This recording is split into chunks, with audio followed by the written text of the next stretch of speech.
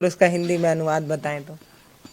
देखिए, जो है हम आपको एक कथा सुनाते हैं श्री रामचरितमानस का। भगवान राम से अगर कोई प्रेम तो सब करते हैं, लेकिन कोई सबसे ज्यादा प्रेम करने वाला है तो वो माता कैकेयी है। लोग तो समझ नहीं पाते हैं, कहते हैं कि वो तो वन में भेज दी थी, वो कैसे प्रेम करती हैं।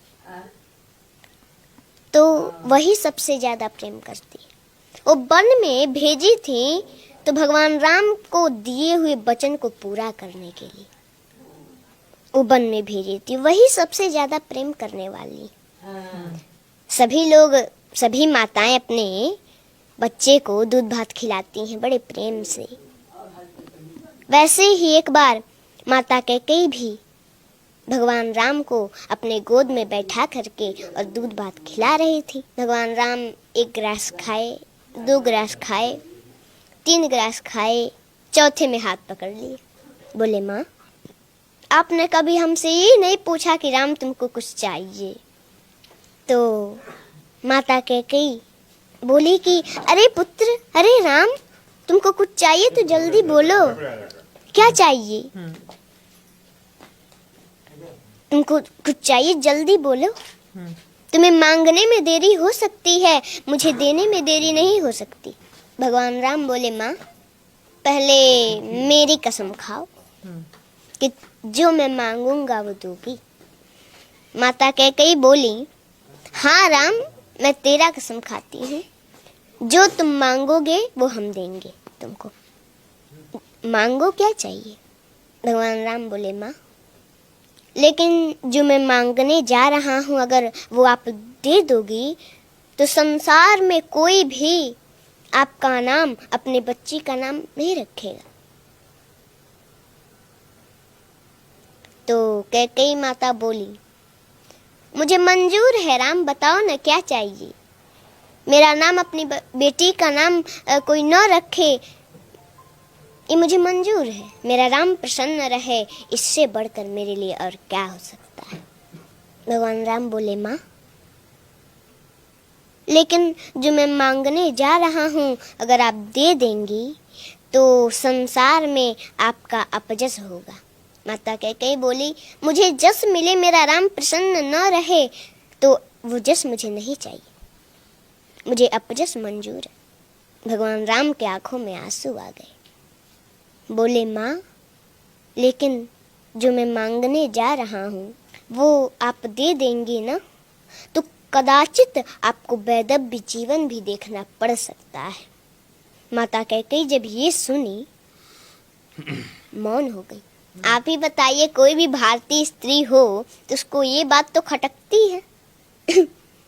मौन हो गई माता कैकेयी।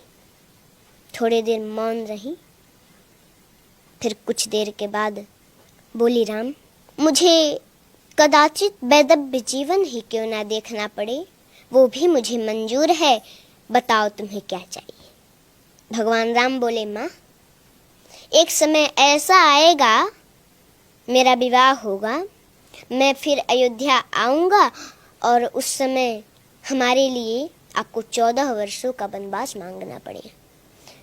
जब कैकेयी माता वनवास सुनी तो तुरंत धड़ाम से गिर पड़ी, जमीन पर बेहोश हो गई। भगवान राम ने जल से छींटा मारे तो कुछ देर के बाद होश आया। उठ के बैठी, थोड़ी देर मौन है, फिर बोली, राम, रो रही हैं। बोली, राम, देखो, मुझे अपजस भी मंजूर है, मेरा नाम, अपनी बेटी का नाम संसार में कोई न रखे ये भी मंजूर है, कदाचित तो ना देखना पड़े वो भी मुझे मंजूर है, लेकिन मेरा राम मुझसे दूर रहे ये मुझे कदाचित मंजूर नहीं है। राम, मैं तुम्हारे बिना 1 मिनट नहीं रह पाती। तुमने 14 वर्ष सोच भी कैसे लिया राम? ये वरदान वापस ले लो, मैं नहीं दूंगी, मैं नहीं दे सकती है वरदान। भगवान राम बोले, माँ,